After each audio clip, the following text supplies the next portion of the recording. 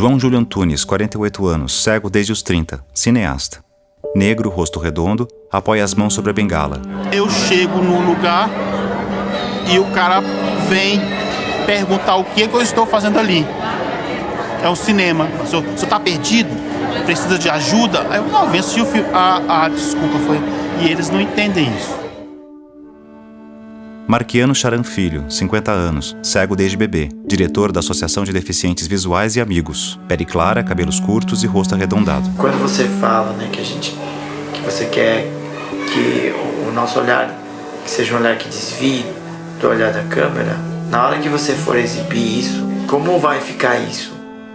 Mirko Mencati, 53 anos, cego desde os 4. Sound designer de música e cinema. Pele clara e cabelos pretos, usa óculos escuros de aviador. Sembra que o som arrivi molto più velocemente. Parece que o som chega muito mais rapidamente e com muito mais profundidade no nosso corpo. Tem uma ação muito forte no nosso organismo, talvez mais que a imagem. Milene Cristina, 37 anos, nasceu com baixa visão, formada em rádio e televisão. Cabelos lisos e loiros, usa maquiagem leve e óculos de grau. Quando você vai apresentar um documentário que já fala um documentário que fala de deficientes visuais, pro consciente coletivo, que é uma coisa que você não tira, ele já fica meio down, né? Em vez de trabalhar com o escuro e o branco e o preto, você trabalha com cores. Canal Futuro e Manuela Meyer apresentam Escute.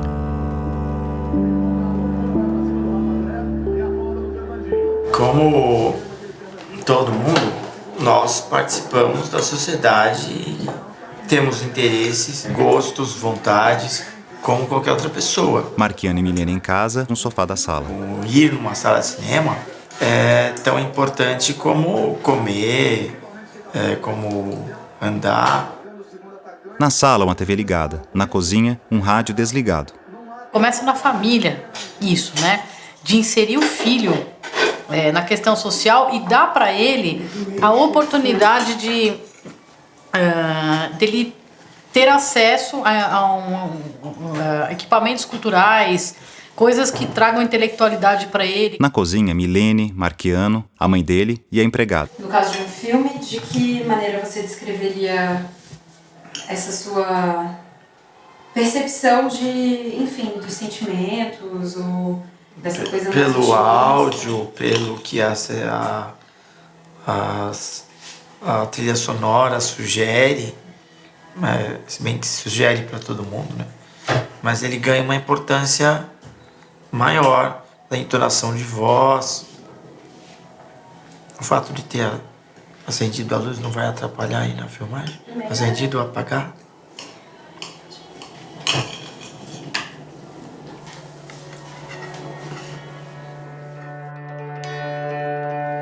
Eu assisti um filme aqui que a mulher chega em casa, aí ela chega cansada e eu senti aquele cansaço dela. Ela joga os sapatos, aí vai na geladeira, abre a geladeira, põe a garrafa, o copo e põe água na garrafa, no copo e bebe. Ela faz uma boca tão maravilhosa que eu salivei aquela água junto com ela. Aí ela pega um cacho de uvas e começa a chupar uvas. Eu falei, cara, essa mulher é um pedaço de tesão, de mau caminho, porque ela tava tão sensual naquela cena, com aquelas uvas, com aquela água. E aí e são coisas que o cinema passa. Atrás de João Júlio, letreiro do Festival de Cinema de Brasília. Olha, cinema é uma coisa muito boa, muito... Não, é como comer doce de pêssego com creme de leite. Mas é muito difícil de fazer cinema. Principalmente por não enxergar, por eu dizer assim, eu sou um cineasta, eu sou um diretor, as pessoas... cego, como o cego vai dirigir um filme? Com a minha bengala eu faço a medição dos espaços. Quando eu quero um tipo de tomada, eu chego e falo, eu quero isso aqui. Eu quero só isso aqui. Meu filme Jogo, ele é mudo. E quando o diretor, o roteirista me convidou, eu falei, pô, isso é loucura, cara. Aí ele, por quê? Eu falei, pô, eu não enxergo, como é que eu vou gravar, dirigir um filme mudo? Quando nós começamos a gravar, aí eu tentava ouvir os sons e não ouvia. Aí eu falava, pô, eu tenho que me virar com o que eu criei na minha imagem, na minha imaginação.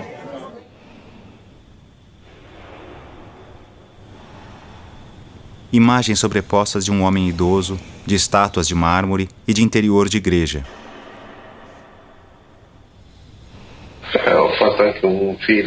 Eu fiz um filme todo em silêncio, mas era um silêncio feito de 64 sons.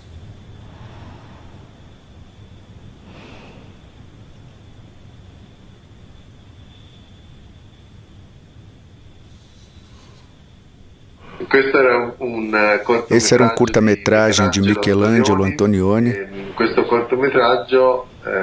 Esse curta-metragem era a reunião do silêncio de uma igreja entre ele e uma estátua de Michelangelo Buonarroti. Esse silêncio eu recriei gravando dezenas e dezenas de horas de silêncio na igreja, mas pegando um conjunto de pequenos sons.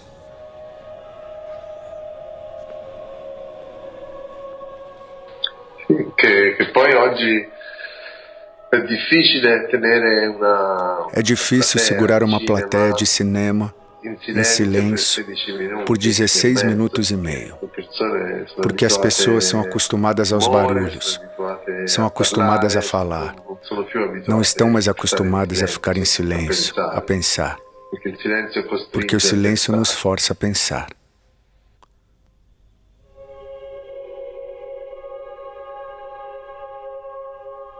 Pela internet, vemos Mirko.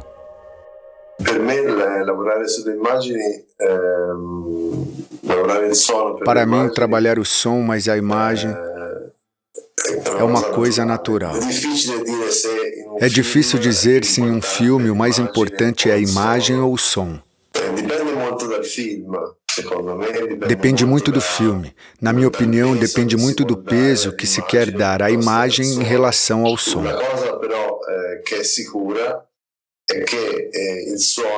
A coisa, no entanto, que é certa é que o som tem em si algumas possibilidades a mais. Porque a imagem é só aquilo que foi enquadrado. E o som é o som daquela imagem, mas pode ser também muito mais. Será que há alguma forma de vivenciar o cinema como você? Uma venda nos olhos? Eu acho que a sua experiência ela vai ser mais assustadora, porque vai ser a primeira vez que você vai fazer isso. Então vai ser um meio nirvana. Você vai sair de uma coisa, você vai ouvir mais alto o som, você vai ficar mais sensível que as pessoas vão passando, e aí você vai ficar tudo, o frio vai ser maior, e tudo vai ser mais forte do que eu sinto, porque já está normal, natural para mim. Partes de um corpo, ora focadas, ora desfocadas. São quase 49 anos que não enxergo. Me esqueci um pouco. Não há mais uma memória muito precisa daquilo que enxerguei. Por isso ficou um pouco o senso de espaço, da luz, da profundidade mais que tudo. Senso de espaço. Os objetos, para mim, a esta altura, têm uma forma muito provavelmente ligada a uma memória antiga da visão, mas muito também ao tato. Resumindo, para mim é importante a matéria do objeto. Quando toco alguma coisa, é como se eu a tocasse também dentro, não só fora. O fato de você ter a visão, ao mesmo tempo não usar ela, né, e conceber que você está vivenciando alguma coisa, fazendo uma atividade sem a visão, é muito interessante para mim. Porque você está abdicando praticamente de um sentido que você tem. Ele não está funcionando lá muito bem, mas você tem ele, né? Eu acho que tudo isso tem a ver com o sensorial que o cinema traz, né? Se o cinema souber trabalhar isso, democratizar tudo isso, souber trabalhar com todos esses sentidos, nós vamos ter uma experiência bem diferente. Por mais sensibilidade que uma pessoa tenha, uma pessoa que enxerga tenha, ela nunca vai saber como é o mundo realmente de uma pessoa cega, assim como nós não vamos saber como é o mundo de uma pessoa surda, nós não vamos saber quais são as questões de uma pessoa que é cadeirante, por exemplo. Câmera no tripé. Marquiano tateia cada uma de suas partes. E aqui você controla a abertura de luz e tudo. E quando você filma, você movimenta a câmera, movimenta, né?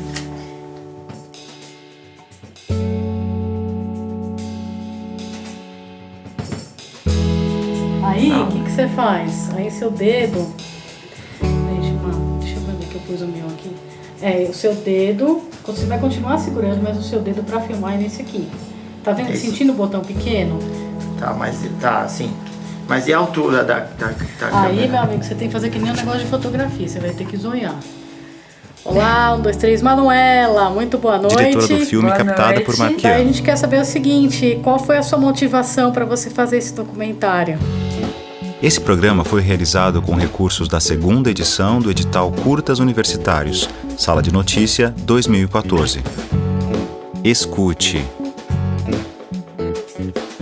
Direção, produção, roteiro e fotografia, Manuela Meyer. Som direto, Manuela Meyer e Otávio Carvalho. Edição de som, Otávio Carvalho. Montagem e finalização, Manuela Meyer. Trilha sonora, Keso Nogueira, Meno Del Picchia, Otávio Carvalho e Rodrigo Fuji. Roteiro de audiodescrição, Ana Rosa Bordim Rabelo. Revisão da audiodescrição, Carlos de la Cruz Júnior. Narração de audiodescrição, Benedito Sverberi e Rafael Zarella. Tradução italiano-português, Frederico Zanata, Nora Benevides e Damásio Figueiredo. Professor orientador, Renato Levi Paim, Universidade de São Paulo. Agradecimentos, Cecília Bernasconi, Angélica Muniz Valente, Lívia Mota, Wanda Meyer, Francisco Freitas, Márcia Freitas, Pilar de Freitas, Luísa Coelho, Daniela Bernardi, Thaís Irata, Clara Roman, Jonathan Brito, OCIP Mais Diferenças, Fundação Dorina Novil, Dolores Tomé e Festival de Brasília do Cinema Brasileiro, Cinema Reserva Cultural e Paróquia Santo Agostinho.